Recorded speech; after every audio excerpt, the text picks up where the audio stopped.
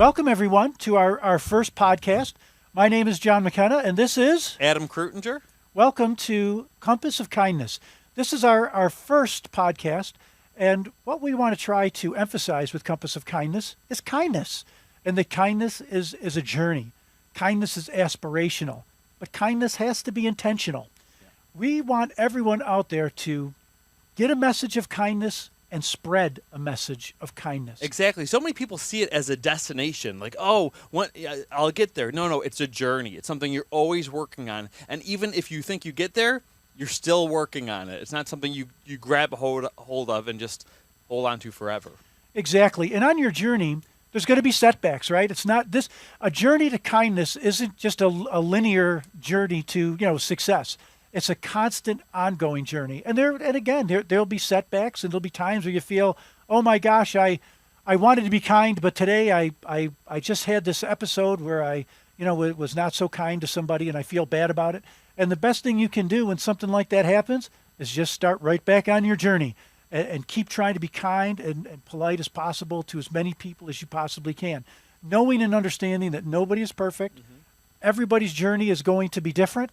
But the important thing is that each day when we get up and we get this wonderful opportunity to have this day ahead of us, that we embrace this opportunity to go out and treat others the way we'd like to be treated and pay kindness forward with every little act that we can. Because that's another thing with kindness that Adam and I have talked about. It's not the big things that always matter. It's the small little things that make a big difference in people's lives. The authenticity of it, right? So I would say that's a lot of our mission with this podcast. And throughout future episodes, we're going to be talking to other difference makers that we've encountered in our lives and kind of seeing how they do what they do, how they became the way that they are, and hopefully as an audience and even as people on the podcast ourselves, learn something from them to just promote kindness and authenticity, because I think that's a good way to help make an effect on the world, or at least our local community. Adam and I had the privilege to work together, when I was a principal in the school and Adam was my art teacher, and we connected right away. And one of the things that we talked about was how and which ways can we go out and just be nice and kind and good to people and spread kindness. And one of the things that we saw was every little thing we did, to whether it was our students, the staff that we worked with, the parents that we worked with, the community members that we worked with, was that kindness was infectious.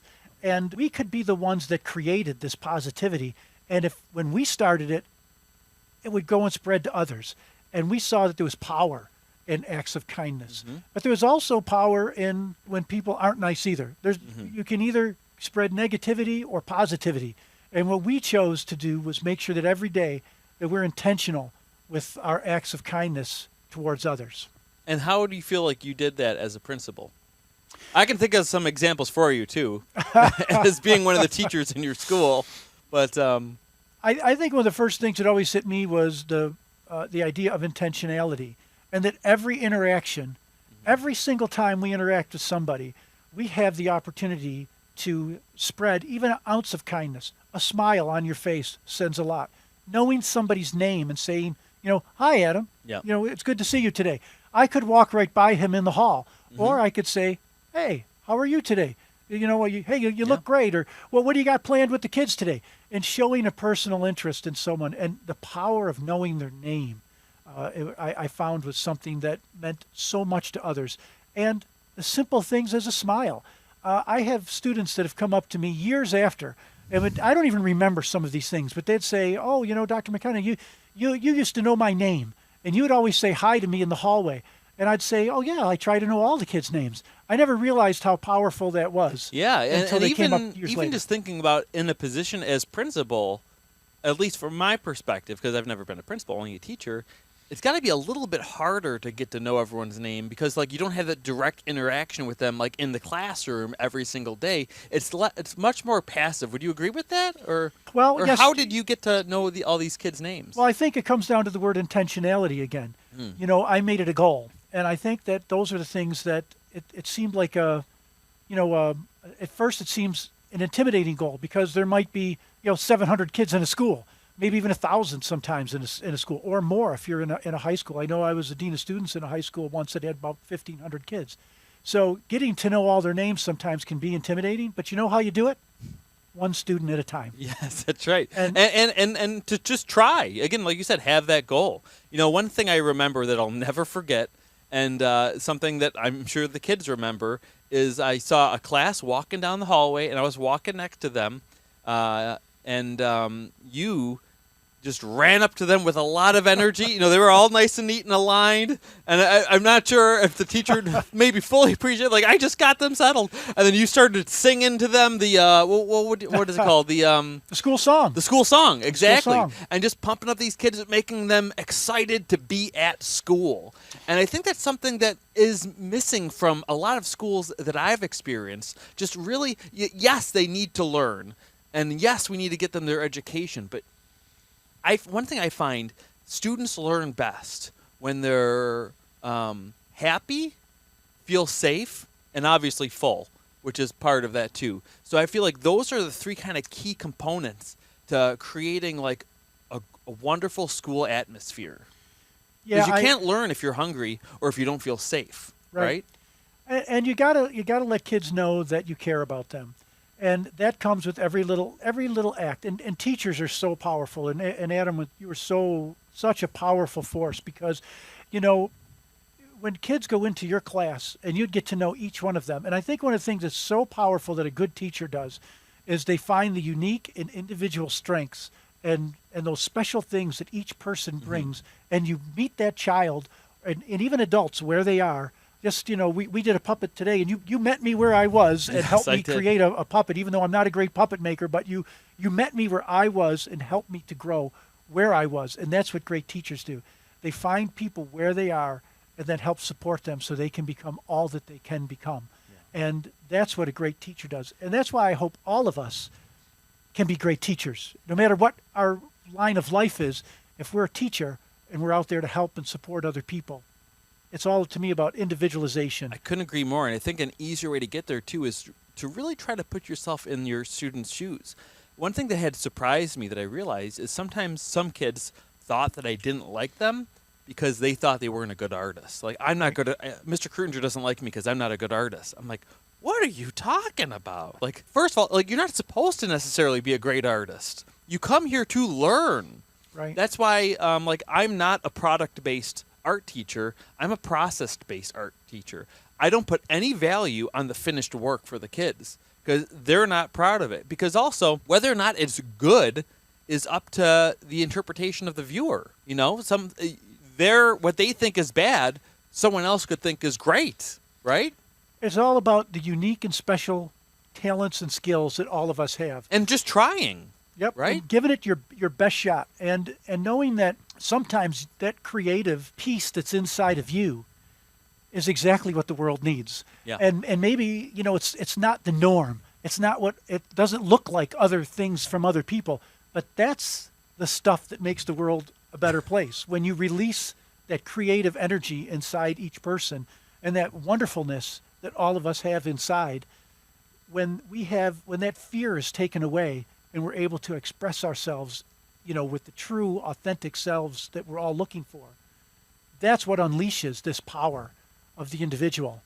And it's wonderful to see. So I know that you and I, in our interactions with others, that's what we try to do, is we try to bring out the best in other people because we know that that's how you be a difference maker and make the world a better place.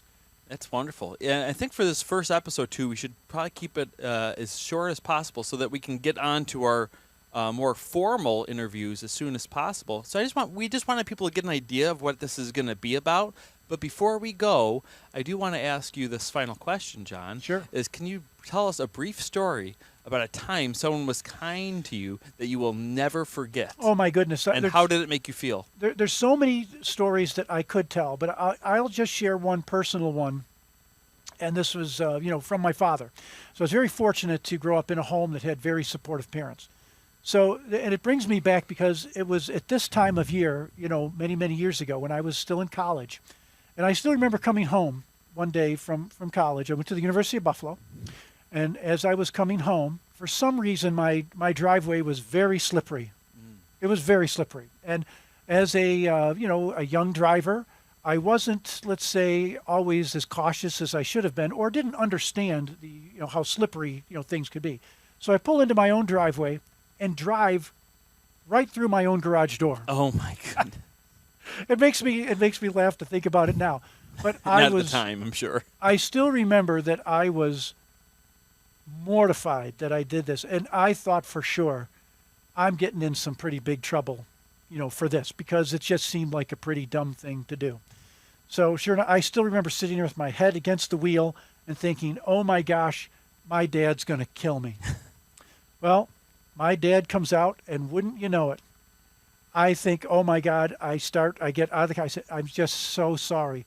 And I still remember to this day, he puts his arm around me and he starts to laugh and says, don't worry, that's okay. He starts to tell me about things that he had done when he was young, about accidents that he got in and mistakes that he made. And we sat in that driveway and we laughed and we cried. And I still remember thinking, wow, I thought this was going to be one of the worst moments of my life, that I was going to get in this horrible trouble for doing something that was clearly my fault. And instead, it ended up being this wonderful bonding moment where I got to know my father in a whole different way, but also it always made me think, that's when I needed caring, empathy, and kindness the most. I didn't need to be raked over the coals at that moment, because I knew very well that I made a mistake. And he realized that too. Yeah. And he knew that what I needed at that moment was not to be, reprimanded and, as they say, raked over the coals, but I needed some kindness, empathy, and compassion. And it's one of those things that every time I see somebody now do something that is like a mistake, and you see that they really are genuinely sorry for it, I want to be that person that helps to put that arm around them and say, boy, oh boy, wait till you see the mistakes that I made. And you know what? We're going to be okay. You're going to get through this. And in fact, that's the stuff that helps you to be a blessing to others. That's awesome. Yeah, actually, I have two that I want to mention. One very briefly, but actually, my main one is a little bit similar to yours, but I didn't go through a garage door. I remember I was a little kid. We must have been going to a Thanksgiving party at my grandparents', maybe a Christmas party, and my mom had me. I must have been in fourth grade, third grade, something like that. My mom had me hold the pie that she made, holding it in my lap, and something about my family. I'm a maker. I like doing experiments. My dad was always scientifically minded. And one thing I was doing with that pie, it was a science experiment that I didn't even realize was a science experiment. I had it, and I was flipping it around, and it was staying in there because of the centripetal force, because I was doing it fast. Right. And I realized, hey, it's sticking. And then I wanted to take it a little further. How long would it stick? So I'd hold it upside down, 1, 2, 3, and then go back down. Oh, okay, 1, 2, I got to 3. Hold it up, 1, 2, 3, 4, go down. Hold it up, and then the one time the pie fell in my lap. It just completely fell in my lap. And my mom came out, and she made that pie. And it was for the party, for everyone. So, on different levels, destroying something that my mom made. And, destroying something that the whole family was going to enjoy together for the holiday. And then my mom asked, what happened? I'm like, and as a kid, I went to the naughty thing. I fibbed. I said, it jumped. And my mom, she just laughed because she knows the pie didn't jump. Pies don't jump. But, but she was very kind with me, and she, understood. And she's like, just go inside. I was crying and crying. I was like, I wanted to eat it too, Mom. I was even upset that I wanted the pie. She's like, just go change your pants. It's okay. But again, the same kind of a thing.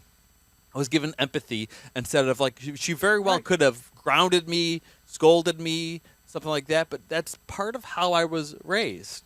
So those are the moments of opportunity that we have to show kindness, caring, and empathy. It's when these things happen that look like they could be disasters in some ways, but they're really moments of opportunity to do kindness, caring, and to spread the good things in this world that make the world a better place. And think about it. Those stories that Adam and I just shared, for me, that happened, I mean, that happened about like 40 years ago. I still Mm-hmm. remember it clear as a bell. That happened when you were just a kid. Oh, yeah. But it's powerful. Those are the stories that leave an impression on us. The other side of the coin is also true. If in those moments of call it crisis, if let's say negativity is shown and people are, harsh and mean, that also is an indelible mark that gets left on people. And we see too that what we experience is what we end up sharing with others so often. Yeah. And so that's why we're very happy that we had these great experiences with kindness, caring, and empathy. And that's why we want to pass it along, because we believe that the more we spread, the more it exponentially will travel. And it kind of towards connects to what we others. said first, is kindness is a journey, not a destination, because like it's easy to go to what your first instinct would have been, which would have been to be negative, Right. our parents, right? But, it takes, the second, thought of like, okay, I'm not going to do what I could do in this situation. I'm going to keep it positive, make it a teachable moment. But I also want to say that other thing that I was going to say too is my second story I was going to say is my whole cancer experience.